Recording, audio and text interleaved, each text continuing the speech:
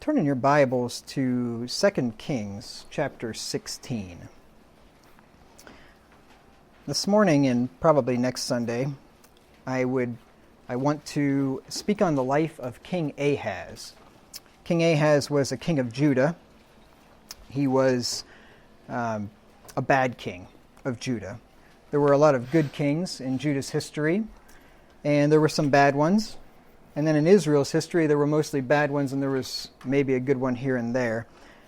If you'll remember the history of the nation, King Saul, first of all, reigned over the entire nation, and then King David reigned after him, and King Solomon reigned after him. And then when King Solomon passed the kingdom down to his son Rehoboam, his son was a fool, and he ended up having a revolt of 10 of the tribes. The northern tribes broke off and became a separate nation, and that nation was called Israel, sometimes called Ephraim, and the southern nation was called Judah, and its capital was Jerusalem. And there were two tribes down there. There was the tribe of Benjamin and the tribe of Judah. King Ahaz was the king of Judah, the southern tribe, which was really the Lord's nation. Israel had been pretty well cast off. They weren't gone yet. They were still around, but they were pretty much there to plague the nation of Judah. Why I wanted to get into this study is I was reading in my daily Bible reading in the book of Isaiah in chapter 7, and you don't have to turn there, we'll maybe get there next week. And as I was reading through Isaiah chapter 7, it discusses the time of King Ahaz, and Isaiah's dealing with Ahaz and his prophecy to Ahaz. And as I was reading through that, I thought, boy, that would make a really good sermon, because there's just a lot of lessons that could be drawn out of this. And so I kind of made a mental note of that, or maybe even a physical note, and I went back to it recently and thought to maybe just do an extemporaneous sermon on that. And as I got looking into it some more, I went back to 2 Kings 16 and 2 Chronicles 28, and those are parallel accounts of the life of King Ahaz. And I got reading about the life of King Ahaz, and honestly probably had forgotten a lot of these things, because there are so many kings back there. Sometimes you get all the details of them confused, and you forget the less significant ones, especially the bad ones. But I got reading through this, and I thought, boy, there's a lot of good stuff here, a lot of things that I can talk about. So I decided to go through this. I don't have any notes for this sermon, so it's not exactly extemporaneous, because extemporaneous means without notes or preparation aforetime. I certainly have prepared a lot, and I do have a lot of verse references written in the margin of my Bible, so it's not exactly without notes, but I don't have a formal outline for it, so I'm hoping and praying that the Lord will give me grace and strength and wisdom to be able to bring out the things that I want to bring out and not forget some of the things I want to talk about. So like I said, King Ahaz was a king of Judah. He came after King Jotham. There in verse 1, 2 Kings 16:1, it says, In the 17th year of Pekah, the son of Remaliah, Ahaz, the son of Jotham, king of Judah, began to reign. Now Pekah was a king of Israel, king in the northern kingdom. Pekah was a wicked king, which if somebody gave you the name of a king of Israel and said, was he a wicked king or a righteous king, just say wicked, because chances are there was hardly any righteous ones, and more than likely you're going to be right. It's like a multiple choice test with 10 answers and 9 of them are correct, right? So you have a pretty good chance of just picking one. With the nation of Judah, it's more good than bad. I don't remember. I've gone through them all before, but I don't remember the exact percentages. So anyway, Ahaz reigns after Jotham. And this is interesting because Ahaz was a bad king sandwiched between two good kings, because his father, Jotham, was a good king. If you just look up a few verses there in 2 Kings 15:32, it says, In the 2nd year of Pekah, the son of Remaliah, king of Israel, began Jotham, the son of Uzziah, also known as Azariah, king of Judah, to reign.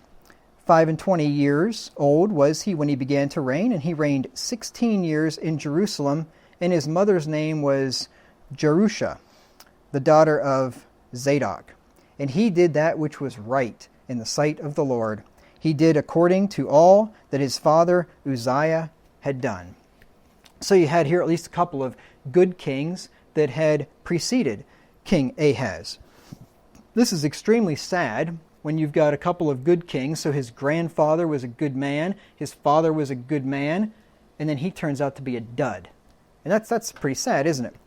But then the interesting thing about this is that his son was Hezekiah, and probably most of you are aware of Hezekiah. Hezekiah was one of the best kings in Israel. And it's not very often that a dud has a really good kid that really does great things, right? Usually duds breed duds, right? Sometimes good people breed duds, but duds don't normally breed good people, right? It usually doesn't go that way. But this was the case with Hezekiah. You look in chapter 18, 2 Kings 18, and verse 1. Now it came to pass in the 3rd year of Hoshea, son of Elah, king of Israel, that Hezekiah, the son of Ahaz, king of Judah, began to reign. 25 years old was he when he began to reign, and he reigned 29 years in Jerusalem. His mother's name also was Abi, the daughter of Zechariah, and he did that which was right in the sight of the Lord, according to all that David his father did. So Hezekiah, being the descendant of a wicked king like Ahaz, did that which was right. So maybe he looked back to his grandfather. What was his name? His grandfather Jotham, maybe his great-grandfather Azariah, and many grandfathers back, King David. He did after the good ways of the Lord. And sometimes that happens. Sometimes kids of horrible parents don't want to follow in the footsteps of their parents, and they determine, you know what, I'm not doing that. I am going to go in a different direction. And maybe that's what happened with Hezekiah. So Ahaz was a bad king between two good kings. He was a bad king that came from a good king. And you think about that. It says in Proverbs 22 and verse 6 that if you train up a child in the way he should go, he will not depart from it. Remember Proverbs 22:6, train up a child in the way he should go, and when he is old, he will not depart from it. So here we have a good king, presumably a good father. He did that which was right in the sight of the Lord, and the right thing to do in the sight of the Lord is to train up your children and bring them up in the ways of the nurture and admonition of the Lord. So presumably Jotham brought up Ahaz in the way that he should go, but Ahaz departed from it. You think about that. But we don't want to just conclude because of that Jotham was a bad father. And you don't want to necessarily conclude that because parents have kids that go astray, that they're bad parents. Now, it could be parenting, it could be the fault of parents, but, it could also just be that their kids are just jerks and do their own thing. God himself had a few bad kids, and I don't think anybody is going to accuse the Lord of being a bad father. Isaiah chapter 1 and verse 2. Isaiah chapter 1 and verse 2.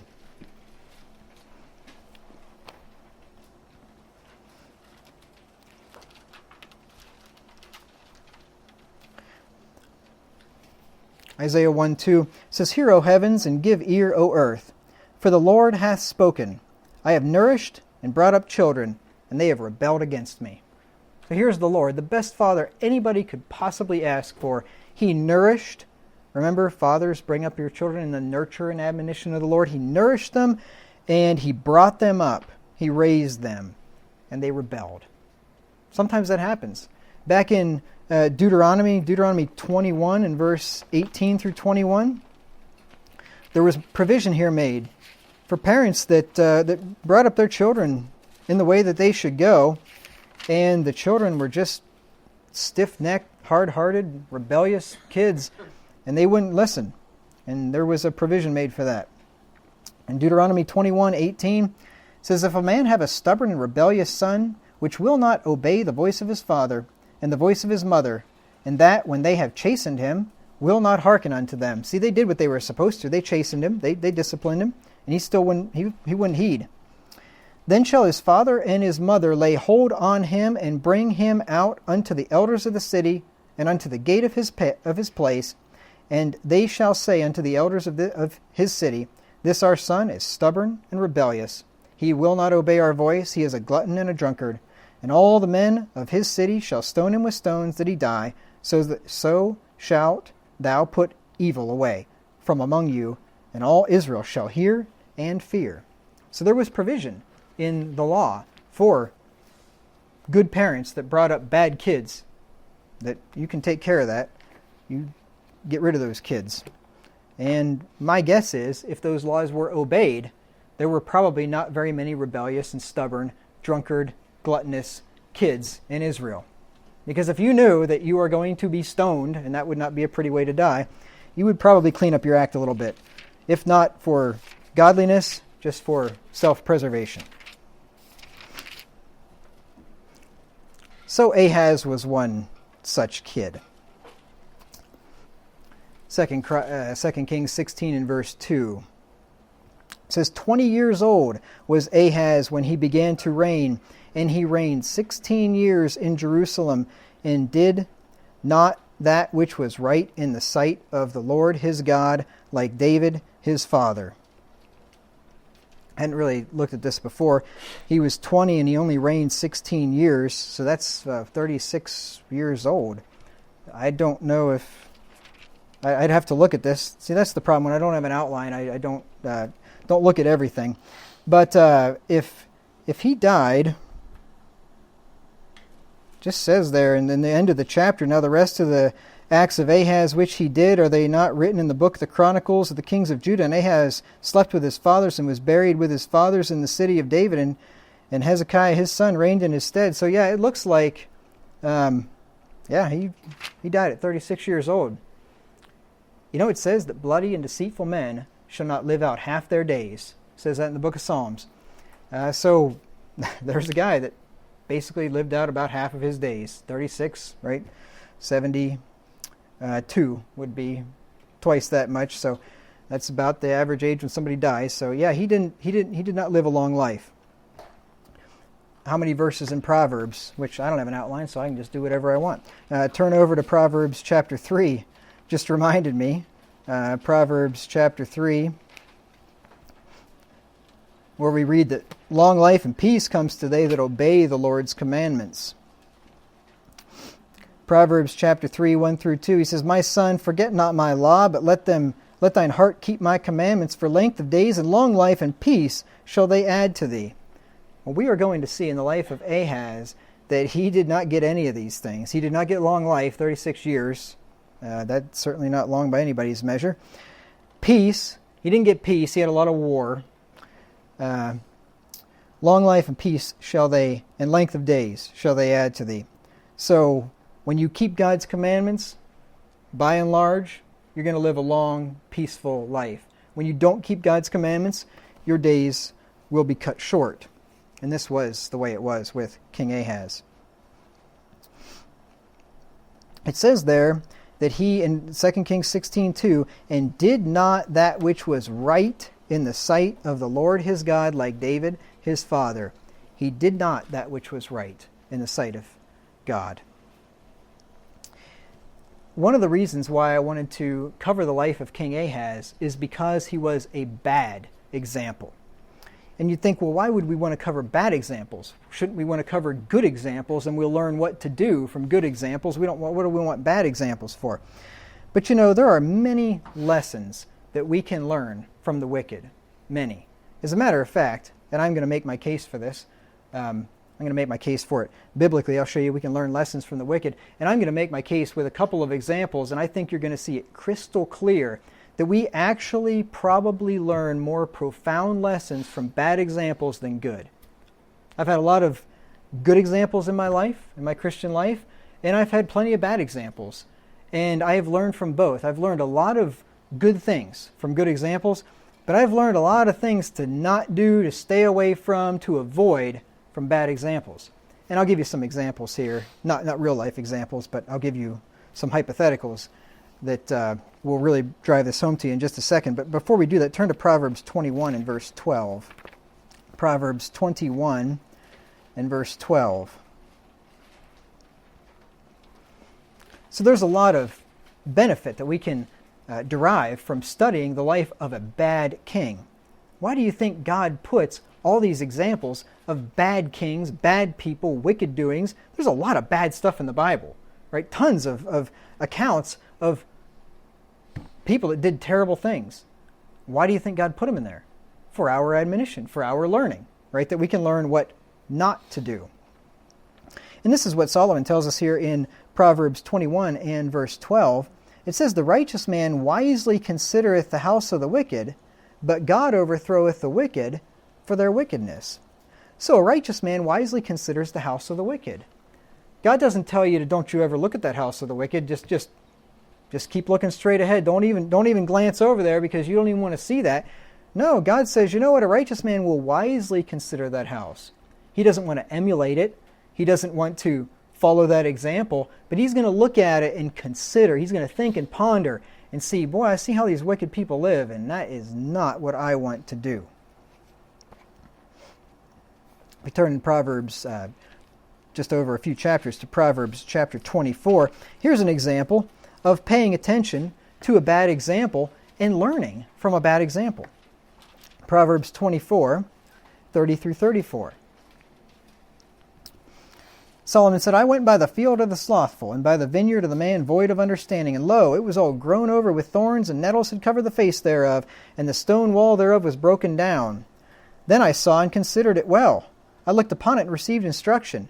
See, most people would just look at that and say, look at that pigsty. Man, that is just so disgusting. And they just keep on driving by. They wouldn't even want to think about it. But Solomon looked at something like that, looked at a guy that was lazy, and he just wasn't mowing his grass, he wasn't taking care of his house, and the place just looked like a total dump. And rather than just passing by and saying, man, that guy's white trash, he looked at it and thought about it for a while. He learned something from it. Then I saw and considered it well. I looked upon it and received instruction. Yet a little sleep, a little slumber, a little folding of the hands to sleep, so shall thy poverty come as one that traveleth, and thy want as an armed man. So Solomon looks at this and says, yeah, I don't want to be like that guy, that instead of mowing his grass, he's sleeping all day long, right? He's not taking care of his house. It says, by much slothfulness the house falleth through. And have you ever seen a house like that? You ever see a house on an old road somewhere, and it's just falling down, like the one in front of Don and Karen's house, right? The house it's just falling down because somebody moved out of it, and then they built another one and never, you don't keep it up. And that's what happens. I mean, every house, you look at the most beautiful new house, and if you do nothing with it, it'll just fall down. And it's amazing how quickly they'll fall down.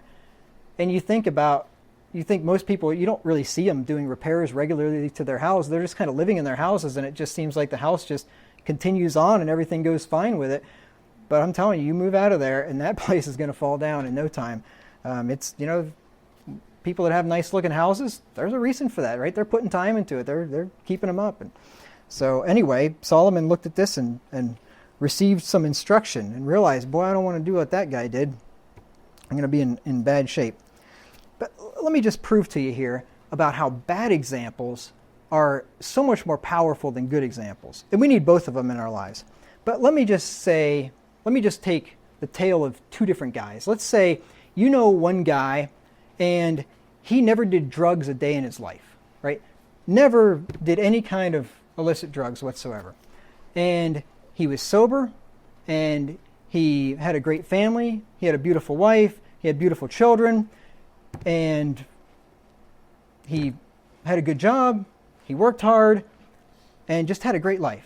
Very happy, wasn't depressed, wasn't having to make trips to the emergency room and things like that because he's all sick and so on. You could look at a guy like that and say, boy, that's a good reason for me not to do drugs, because this guy's got a wonderful life. And somebody might look at a guy like that and conclude, he didn't do drugs, therefore, you know what, I really don't want to do drugs. But chances are, most people are not going to look at a guy like that and walk away with a profound lesson that, you know what, I do not want to do drugs. But now, let's say you know another guy, and he started doing drugs when he was in high school.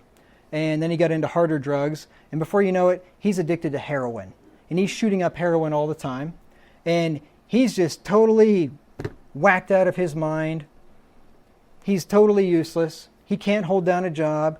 His wife has left him. His kids are left in shambles. He's totally hooked on this stuff. He loses his job because he can't hold one down.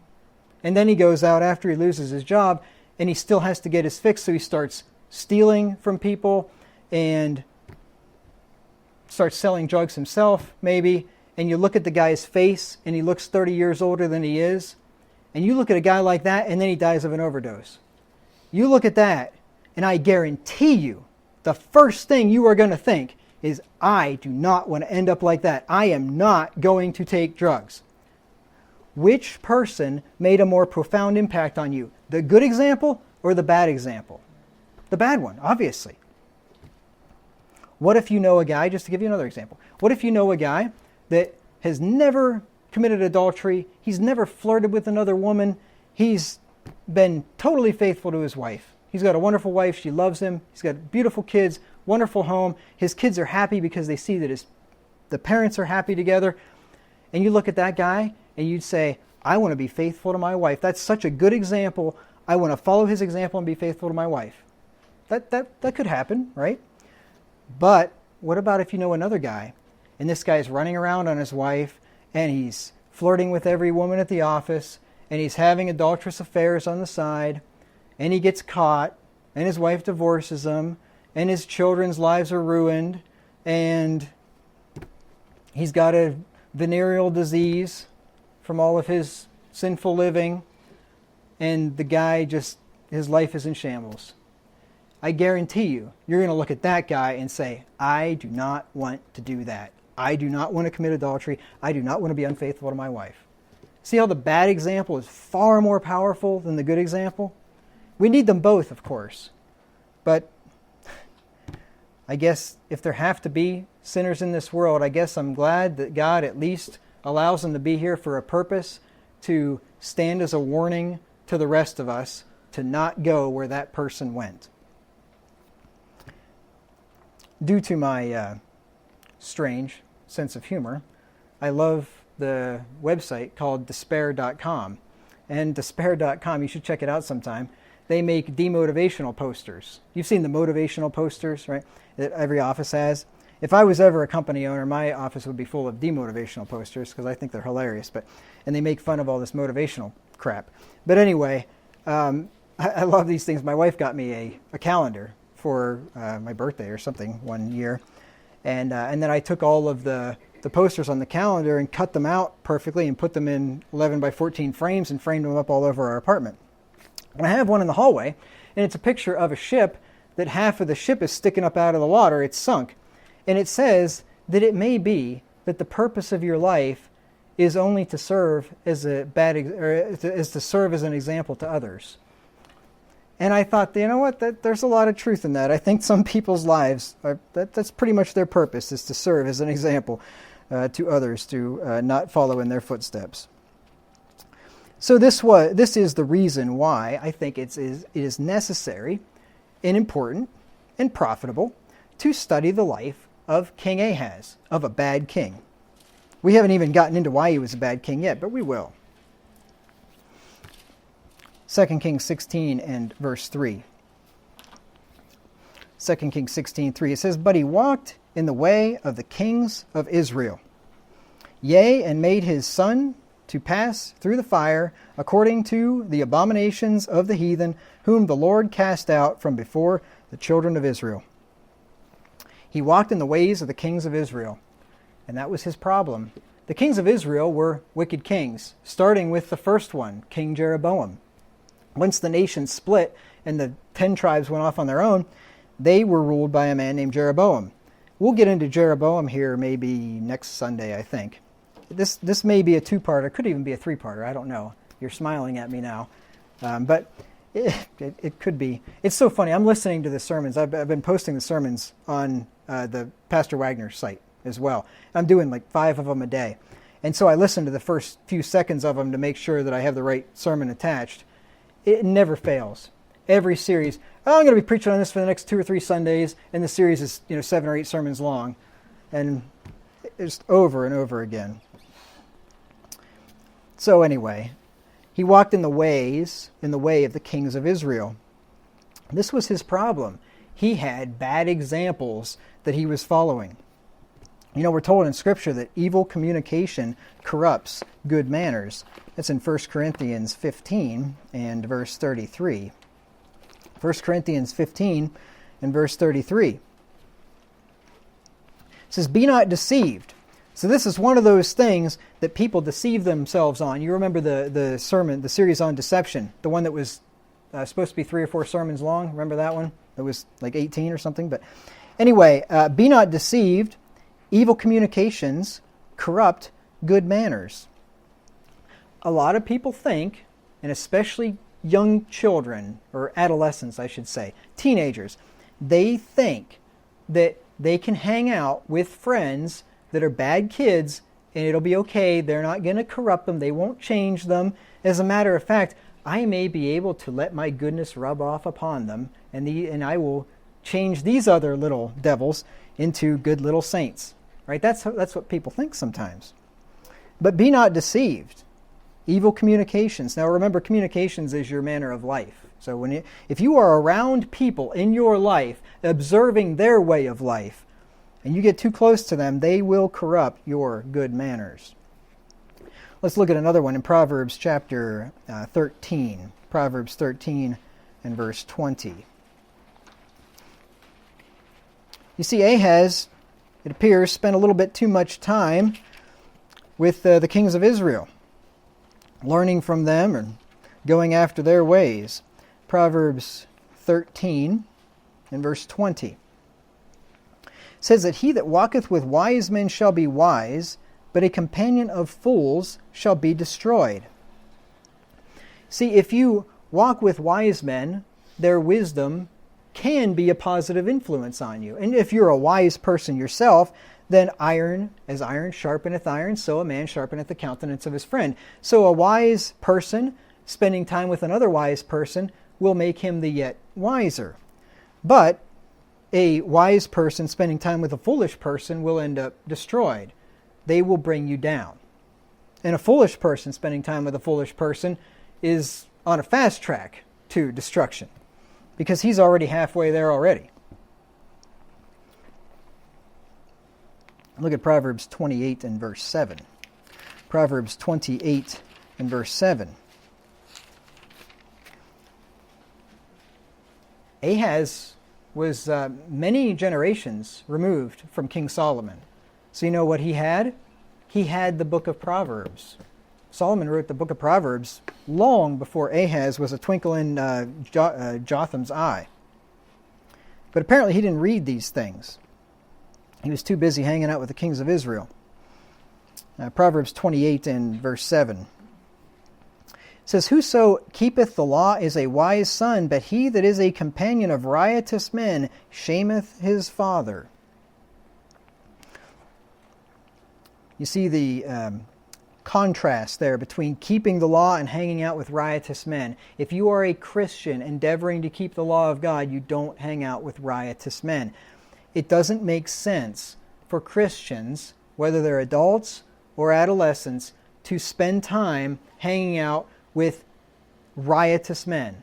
Now, it's one thing if a person is a decent individual, but they're not a believer, right? And there are people like that out there. But riotous men, a Christian has no business having a friend like that and spending time with a friend like that. You're going to end up like King Ahaz if you do that. And there are people out there that are crazy enough to think that, well, if I go to the bar and I hang out with these partiers, that I can be the voice of reason for these people. And I can let them see a good example, that I'm not doing what they're doing. That is a waste of time. And you are going to end up like King Ahaz if you adopt that idea. And I have a verse for you. This is so neat. I found this verse, I have notes made by it already, so I don't know when I found it. I don't remember. I don't know if I've ever even used this verse in a sermon or not. I'm going to give it to you here in a minute, and this will prove the point that corrupt people will corrupt you, but you will not make righteous corrupt people. You will not let your righteousness rub off on them, but their wickedness will rub off on you. I've got an awesome verse for that just here in a couple of minutes. But first of all, turn to Proverbs 22 and verse 24. Proverbs 22, 24 through 25. It says, make no friendship with an angry man, and with a furious man thou shalt not go. So what would be the reason for that? Why wouldn't we want to make friendship with an angry man? And why wouldn't we want to go along with a furious man? After all, well, they can just be angry. They can be furious. It's not going to harm me. I can be friends with a fool. I can be friends with a guy that just flies off the handle and just starts knocking people out every time they upset him and just rails and screams at people and flips out. And that's okay. I can be friends with somebody like that, right? Verse 25. Lest, which means to prevent or guard against, lest thou learn his ways and get a snare to thy soul. You know what happens when you start hanging out with a guy that's quick to anger? You start to learn his ways, especially teenagers. The younger you are, the worse it is. I used to hang out with fools, and you know what? I ended up being a fool because I hung out with fools, and I ended up doing all kinds of horrible things that I probably wouldn't have done if I wouldn't have been hanging out with fools, because I was taught better than that. So you don't want to be friends with people like that. You'll end up walking in the ways of the kings of Israel. Now, here's the verse I was telling you about. Turn to Haggai chapter 2. This is really neat. Haggai 2, 12 through 13. This is, at least to me, I don't know, maybe you won't find it cool, but this is the coolest point. Probably the coolest point of the whole sermon, in my opinion anyway. Haggai 2 and verse 12. It says, if one bear holy flesh, so he's asking the question here to the priests. He says, if one bear holy flesh in the skirt of his garment, and with his skirt do touch bread or pottage, or wine, or oil, or any meat, shall it be holy? And the priest answered and said, no. So if you have holy flesh, and you're carrying it in your garment, and then your garment, because it's touched holy flesh, touches some other things, some other meat, bread, pottage, wine, oil, those things, will it make those things holy? Just because there was something holy in it. In other words, can some holy thing touching some unholy thing make the unholy thing holy? The priest says no. That holy thing touching that other thing is not going to make that other thing holy. Verse 13. Then said Haggai, if one that is unclean by a dead body touch any of these, shall it be unclean? And the priest answered and said, it shall be unclean. Now on the other hand, if the guy with his garment touches a dead body, and then he touches these other things, the meat and the oil and the wine, will they be unclean? Yes, they will. So, if the priest touched something clean, and then he touches something else, it doesn't change that other thing. It's not going to transfer its cleanliness, its holiness over to it. But if the priest touches something unclean, like a dead body, and he touches these other things, the uncleanness, the unholiness transfers over to it. You see that? That's the point. If you hang out with bad people, your goodness will not rub off on them, just like that garment was not going to make those other foods clean. But if you hang out with bad people, their badness will rub off on you. Their badness will make you bad, but your goodness will not make them good. That's just the way it works. But people will say, but Jesus hung out with publicans and harlots. Jesus hung out with repentant Republicans. I didn't even do that as a joke, believe it or not. Now that's funny. I don't care who you are. Jesus hung out with repentant publicans. It was the repentant publicans where I got Republican. That's where repentant publicans and harlots. These were harlots like Mary, presumably she was a harlot, that was weeping and washing his feet with her tears. This was not a harlot that was in the middle of harlotry that Jesus was hanging out with.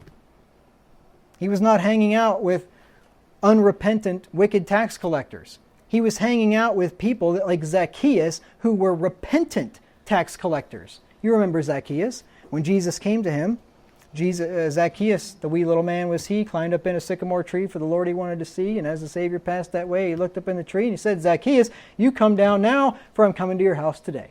Right? You remember the story if you grew up in Sunday school like I did. But anyway, that's what Jesus was doing. Jesus was not hanging out in bars, with drunks, in the red light district, with whores, and trying to let his goodness rub off on them. He was hanging out with repentant sinners, people that were coming to him for mercy. There's a big difference. Back to 2 Kings, chapter 16 and verse 3. It says, he walked in the way of the kings of Israel, yea, and made his son to pass through the fire according to the abominations of the heathen, whom the Lord cast out from before the children of Israel. When Israel went into that promised land, the Lord told them, kill them all. Wipe these people out. Don't leave man, woman, or child left. Kill them all. And don't adopt their customs. And they didn't do it. They didn't kill them all. And what happened was they learned their awful, sinful ways. This man, Ahaz, was making his son to pass through the fire. He was offering his children to Molech. And I'll give you the verse here. Leviticus 18 and verse 21.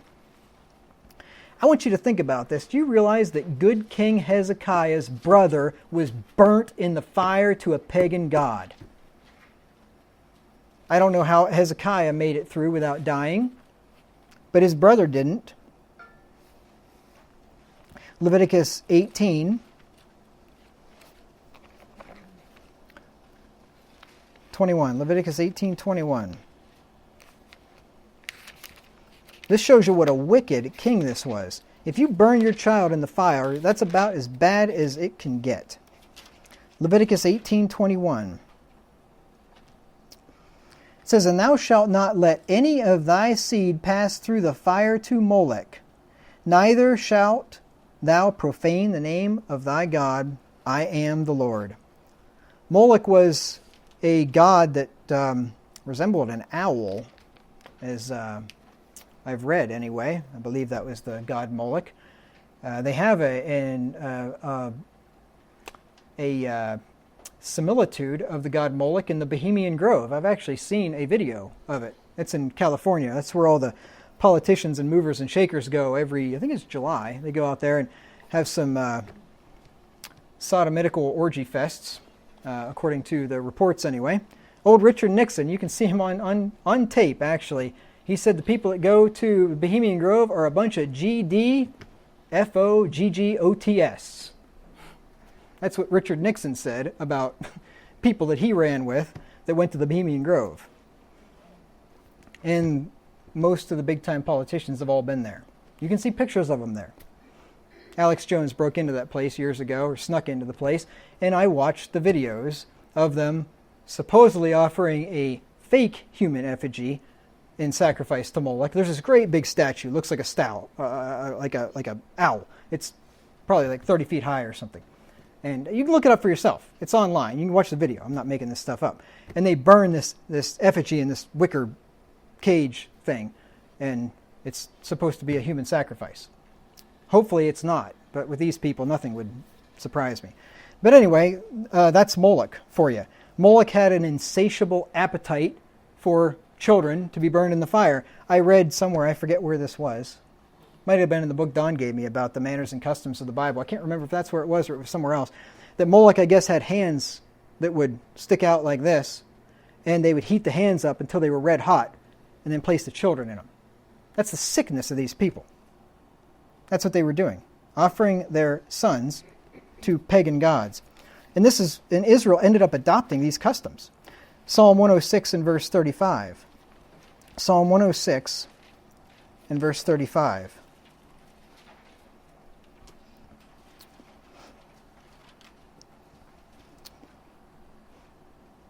Let's go back to verse 34. They did not destroy the nations concerning whom the Lord commanded them. That's what I was just telling you a minute ago. They didn't destroy all the nations in the land of Canaan. They left some of them live. And they ended up learning their ways. Verse 36, and they served their idols, which were a snare unto them. They were trapped. They were stuck in this idolatry because of that. Yea, they sacrificed their sons and their daughters unto devils, and shed innocent blood, even the blood of their sons and of their daughters, whom they sacrificed unto the idols of Canaan, and the land was polluted with blood. What a disgusting society to live in.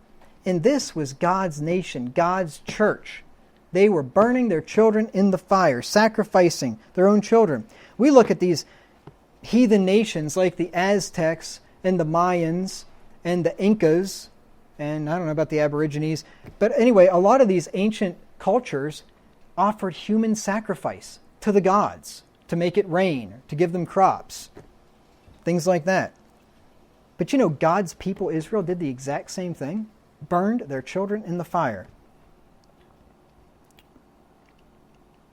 Now, you might think that that's just unimaginable. How could that happen? That certainly couldn't happen here in America. Nobody would sacrifice their children in America. If you think that, you are wrong. Turn to Philippians 3 and verse 19. We still have a false god in this country that we sacrifice our children to. Let's call it our own belly. Philippians 3 and verse 19.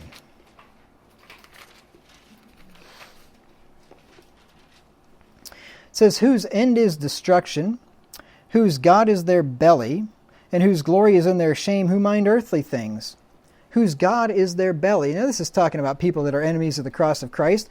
But here are people, this is my point, people whose God is their belly, right? Their God is their own desires and lusts. They want to make sure that they are satisfied.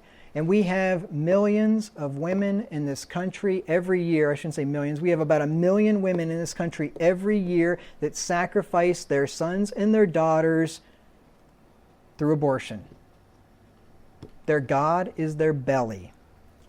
They don't want children that get in the way of their blessed careers or their education or their hopes and dreams or whatever they want.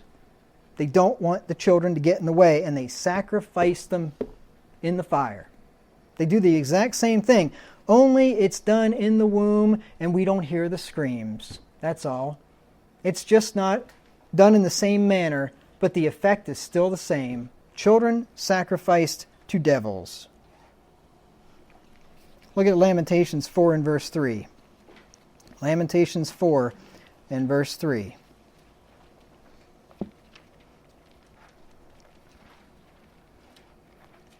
Now, I think a lot of these poor women, I do feel bad for a lot of them. Some of them are just hard-hearted reprobates. I don't feel bad for them. I feel bad for their kids. But some of them, a lot of them, have been completely deceived by the media, by the school system, by Planned Parenthood and the abortion clinics, that they don't even probably realize what they're actually doing. And that is sick. There's probably a special place in hell for people like that deceive them. I have no doubt that Margaret Sanger's been burning for a long time, and she deserves it. She was the one that started Planned Parenthood. The eugenicist, racist, awful, ungodly, reprobate devil. That's what she was. Lamentations 4 and verse 3.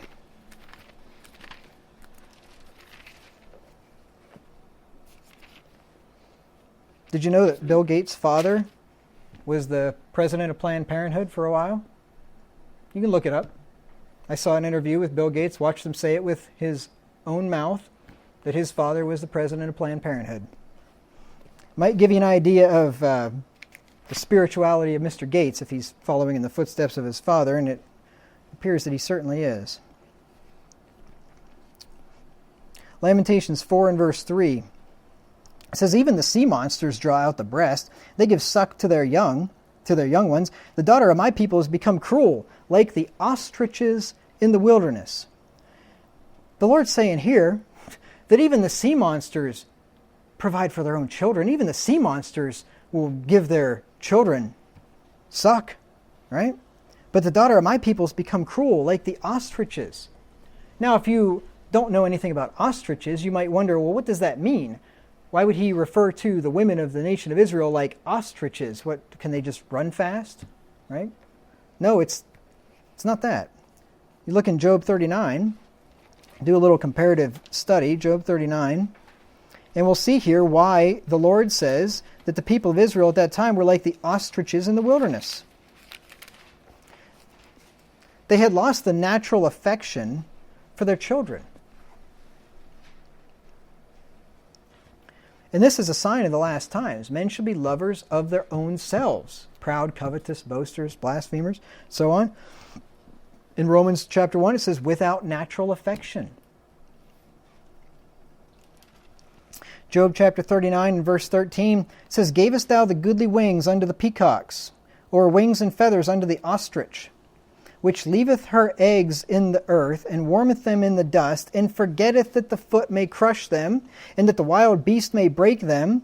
She is hardened against her young ones, as though they were not hers.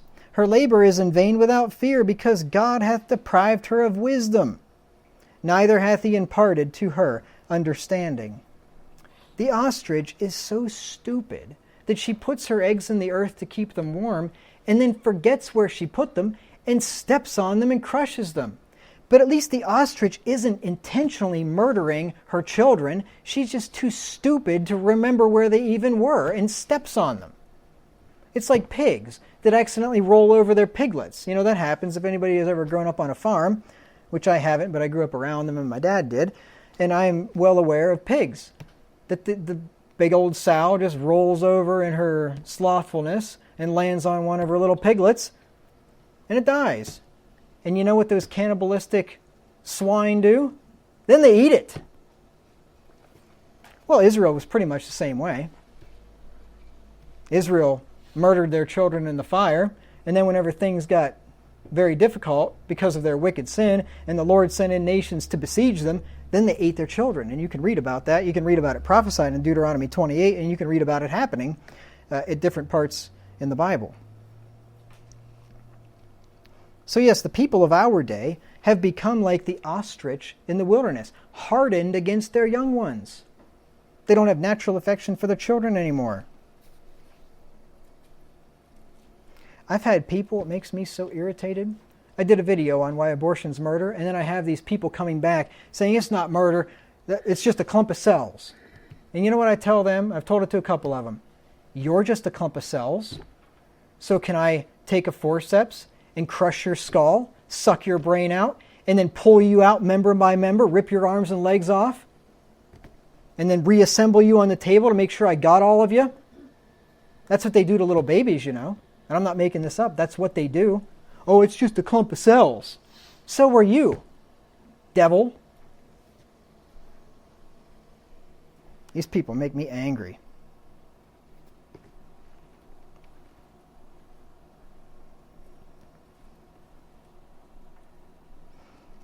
All right, so he walked in the way of the kings of Israel. He made his son to pass through the fire. 2 Kings 13:3. According to the abominations of the heathen whom the Lord had cast out from before the children of Israel. And he sacrificed and burnt incense in the high places and on the hills and under every green tree. I want you to see what is connected with worshiping in the high places under green trees. Remember what we just read. He sacrificed his sons and daughters, or his sons, in the fire, and he worshipped under green trees. Green tree worship is pagan worship. It's been around forever, thousands of years. People have worshipped under green trees for thousands of years. You know what a green tree is? It's an evergreen, right? One that stays green all year long. It's like a Christmas tree, in other words. People have worshipped devils under green trees for thousands of years. And we still do it to this day. Matter of fact, just a couple days ago, pretty much the whole country did. Look at Ezekiel 6 and verse 13. I'm going to show you this is devil worship. Ezekiel 6 and verse 13.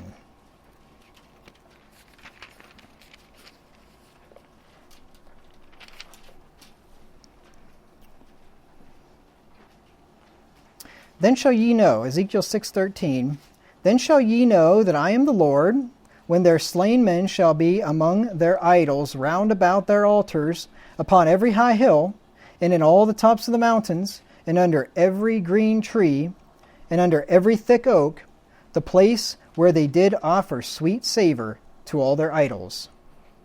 They practiced idolatry under green trees. It's because green trees were a symbol of life and fertility. because they're alive. They don't ever die. They're alive. I mean, obviously, all trees, trees don't die, but they look like they died, right? They shed their leaves and so on. But green trees never do. They retain their life throughout the year. So they're a symbol of life, a symbol of fertility. That's what all these ancient religions were sun worshiping and fertility worshiping. And really, they're one and the same thing. Sun worship is fertility worship because the sun, the pagans had surmised, is what gives life to the earth, right? Take away the sun, there is no life on earth. There's no heat, right? We'd all freeze to death. The sun is what gives life. The sun lands upon leaves and through photosynthesis, right, produces life in the trees and in the plants. And then we eat the plants, right? So the sun is the ultimate source of life as the pagans saw it. And they worshiped the sun. And they worshiped under green trees for the same reason. Just give you a few verses here. I'm just going to show you this is all through the Bible. 1 Kings 14, 23 through 24. 1 Kings 14, 23 through 24.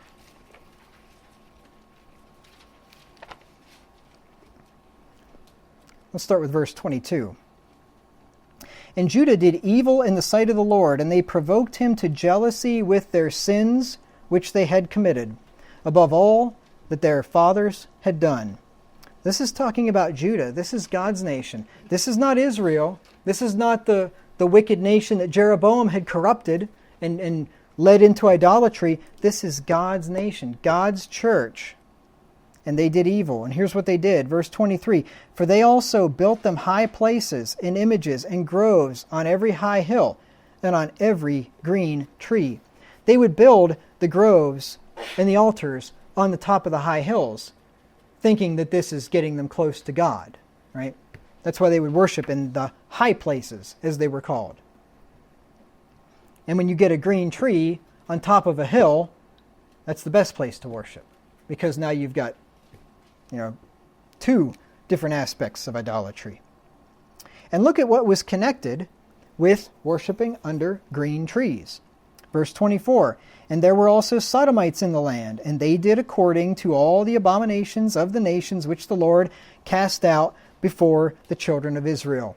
So Israel not only learned green tree idolatry from the nations, Israel learned sodomy from the nations and did just like the nations that God had cast out of the land of Canaan before them. Well, look at America. Here we are, green tree worship for Christmas, and we're surrounded by sodomites, are we not? We're bombarded by them in the media. Everybody accepts it now. I say everybody. The vast majority of people accept it. And we are the hateful bigots because we hate it. Because it says the fear of the Lord is to hate evil. It says in Psalm 119, how does that verse go? That I esteem all thy precepts concerning all things to be right, and I hate every false way. We should hate it. It's an abomination.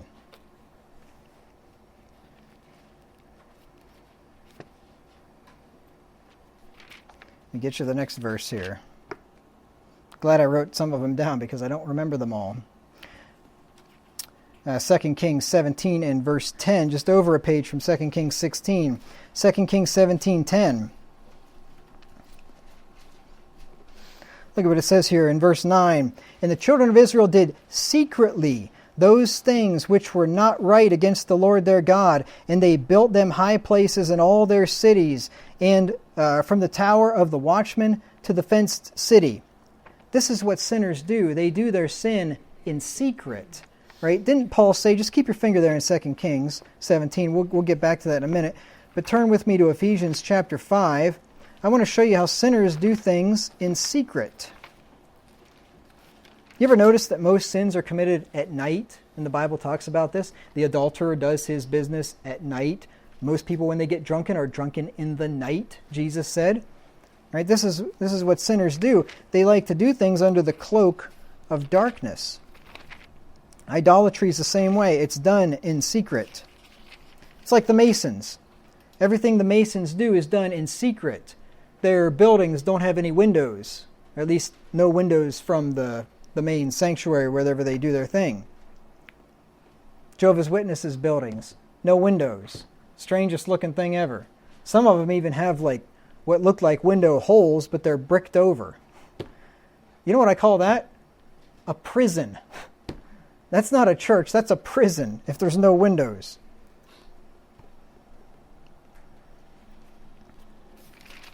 Beware of the religion that does things in secret. Paul said in Ephesians 5:11 through 12, "And have no fellowship with the unfruitful works of darkness, but rather reprove them." This goes back to walking in the ways of the kings of Israel, right? That he that walketh with wise men shall be wise, but a companion of fools shall be destroyed. Evil communications corrupt good manners. Have no fellowship with the unfruitful works of darkness, but rather reprove them. You don't want to get involved in one of these churches that have occultic practices and occultic worship and false worship. Have no fellowship with them. Don't go to a Masonic temple just to see what it's all about. I did that when I was a teenager. I got to go. I actually sat in the worshipful master's chair. Now, there was no meeting going on or anything, but the guy that I was with was a past master. Well, I didn't know anything about it. I didn't know the foggiest thing. I just thought Masons were just like a good old boys club or like the Lions Club or so. I didn't know anything about them. And there I am sitting in the worshipful master's chair and saying, "So what's this Masonic thing about anyway? You guys like the mafia or what?" That's what I asked him. "Oh, no. It's a charitable organization, don't you know?" Yeah, kid you not. Crazy experience. It wasn't long after that I found out the truth about it. Whenever I started asking certain things, and I was very careful because I knew it was a sensitive topic. Well, it was not well received when I started asking, "What's that G stand for on that symbol?" And you ever hear of Captain William Morgan? You know what I asked him, you know what the origin of the Republican Party was? No. Said it was an anti-Mason party. That's what I read anyway. In response to Captain William Morgan when they drowned the guy. I think it was in Lake Erie. He exposed the first 3 degrees of Freemasonry, and so they exposed him to some fish. They put him down in the bottom of the lake. And there was a big uproar against that. And I think the Republican Party, although I think it was an anti-slavery party too, but anyway, I've heard that that's where it came from in the beginning. And then really interesting, this is chasing another little rabbit here. I may have told you this before, but this is fascinating. Captain William Morgan's widow created some kind of an organization to expose the Masons because they killed her husband. And then, and this is up in New York State, and somehow she ends up getting connected with a dude named Joseph Smith, which was the founder of Masonry, or the founder of Mormonism. And then she goes with Smith and makes her way out west, and Smith gets to Illinois and goes to the Navajo Lodge. If I'm remembering all this stuff correctly, this has been a long, long time ago I read this. He gets to the Navajo Lodge, Masonic Lodge, and goes through and goes through all 3 degrees in like a weekend or something, and becomes a Mason, and then says that the Lord had revealed to him the way to perfect Masonry, because Masonry had gone into disrepair like Christianity had gone into disrepair, so Mormonism corrected Christianity, and it also corrected Masonry, and that's why Mormons have a lot of Masonic symbolism on their underwear and things like that, and they do a lot of things that are very similar to Masonic rituals because they're basically Masons. Well, anyway, this woman whose husband was killed by the Masons ends up marrying Joseph Smith, who becomes a Mason. Sometimes truth is stranger than fiction. Anyway, back to Ephesians chapter 5 here. He says in verse 11, "Have no fellowship with the unfruitful works of darkness, but rather reprove them, for it is a shame to even to speak of those things which are done of them in secret." Even to talk about those things is a shame, Paul says. We are to reprove them. Now, to talk about them in exposing them, like I just did, I don't think that's what Paul is condemning here, obviously. To tell you, hey, don't join the Masons because they're a Luciferian organization, which they are, by the way. Morals and Dogma, which was written by Albert Pike, which was the founder of Scottish Rite Masonry, which is the rite that most Masons are in this country.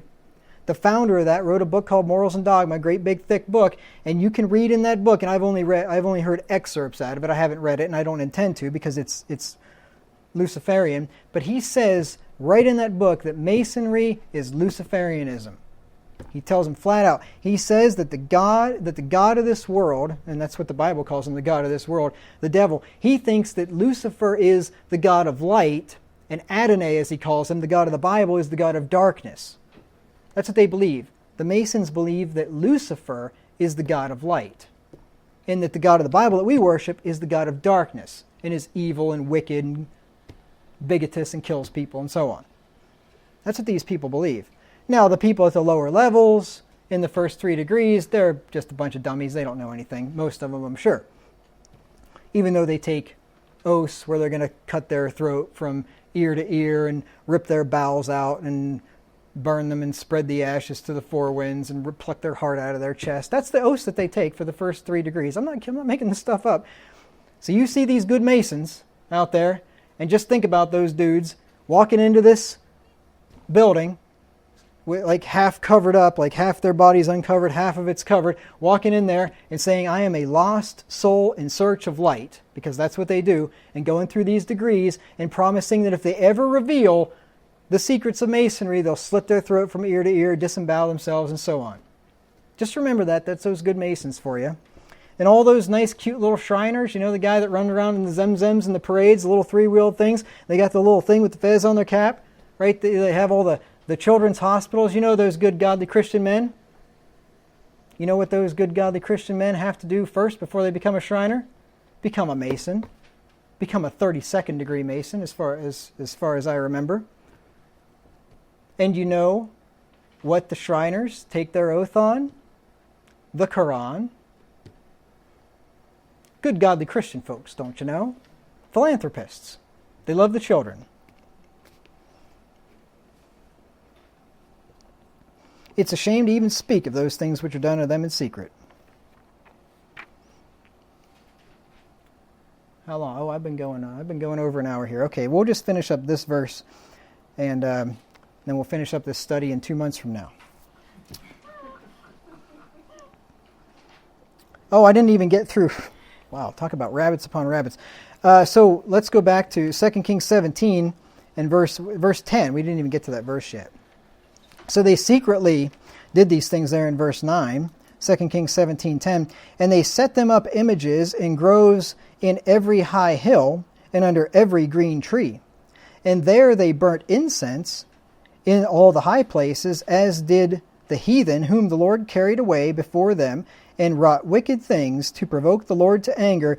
And they served idols, whereof the Lord had said unto them, Ye shall not do this thing. They served the idols under the green trees, just like the pagan nations that had been cast out before them. Let me give you just a couple of more verses here and we'll be done. Look at Jeremiah 2 and verse 20. Jeremiah 2 and verse 20. But it was a bit of a rabbit, I suppose, but really I'm talking about idolatrous religion here, and that's exactly what Masonry is, so it is all kind of connected. And by the way, I guess while I'm chasing rabbits with the Masonry thing, remember that the green tree worship, the high hill worship, was all Baal worship and sun worship, right? Baal is the sun god. Well, do you know that little emblem in Masonry? It's you've probably seen it before. It's the little round blue one, and it's got the compass and so it's got the compass like this and the square like this. I think that's what it is. And they're interlocking like this, so one over the other one. And then in the middle, in here, there's a G. Well, see, the compass, I think the compass is on top, pretty sure. The compass represents the sun, and the square represents the earth. And the sun's rays are penetrating and impregnating the earth. And this symbol is also symbolic of a man and a woman in union.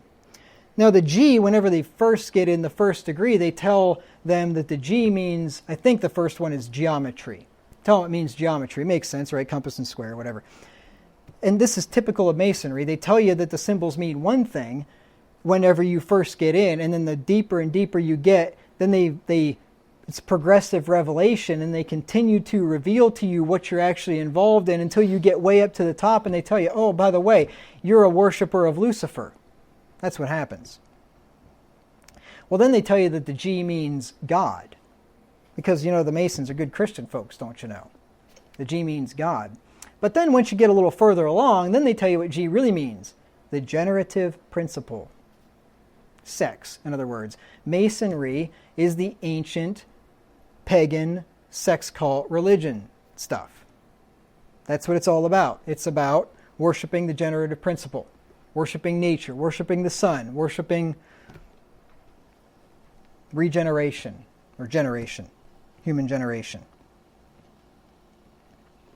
So yes, it all kind of does tie in there.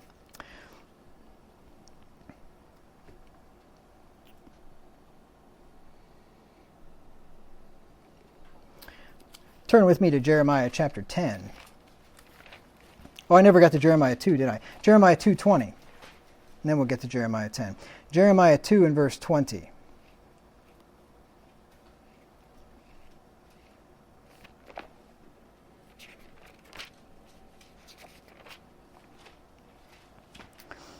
says, For of old time I have broken thy yoke and burst thy bands, and thou saidst, I will not transgress, when upon every high hill and upon under every green tree thou wanderest playing the harlot. Well, I'm not going to sin, Lord. And then you go play the harlot under the green tree. That's what they were doing.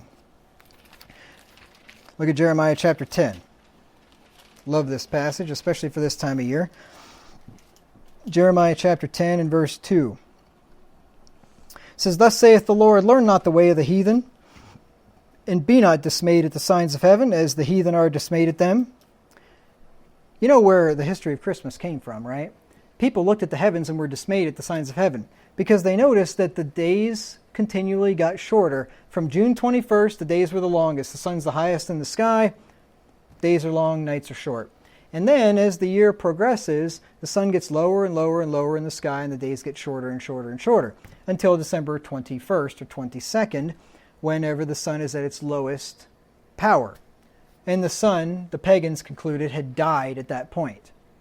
And then a few days later, they noticed that the days are getting longer and the sun has been resurrected. And they would have a celebration of the rebirth of the sun. It was called Natalis Solis Invictus. The birth of the unconquered sun took place on, you guessed it, December 25th. You can look this up in the encyclopedia. And the Catholic Church just came along and took Natalis Solis Invictus and changed the name of it to Christ's Mass and said that it's the birth of the Son of God, not the sun in the sky. Problem is, God says don't do that. Learn not the way of the heathen. Be not dismayed at the signs of heaven, for the heathen are dismayed at them, for the customs of the people are vain. For one cutteth a tree out of the forest, the work of the hands of the workman with the axe. They deck, which means to decorate. They deck it with silver and with gold. Can you say tinsel? They fasten it with nails and with hammers, that it move not. Now this is referring to an idol. Right? It is not specifically referring to a Christmas tree, though it sounds just like one. But people would cut a tree out of the forest. They would bring it back. They would carve it. They'd put silver and gold on it. They would fasten it with hammers and nails so it would stand upright and not move. Right? This is what it's talking about, an idol. Now, what is the difference between somebody cutting a tree out of the forest, bringing it into their house, decorating it with silver and gold, tinsel, hammering it down with hammers and nails so it doesn't fall over? It's the same thing. It's just a different type of idol, that's all. It's the same thing. People, they like to try to say, this isn't talking about a Christmas tree. Well, if it quacks like a duck and it walks like a duck, then it looks like a duck enough for me. It's the same kind of thing. Especially when you have tons of verses about people worshiping under green trees, and people bring a green tree into their house, and what do? Get down on their hands and knees and start pulling out presents and being happy. Close enough for me.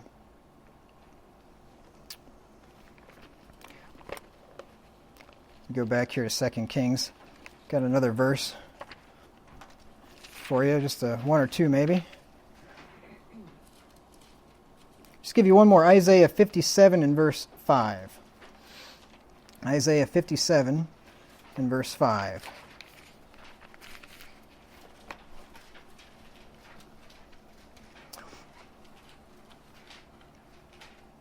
It says, inflaming yourselves with idols under every green tree, slaying the children in the valleys under the cliffs of the rocks.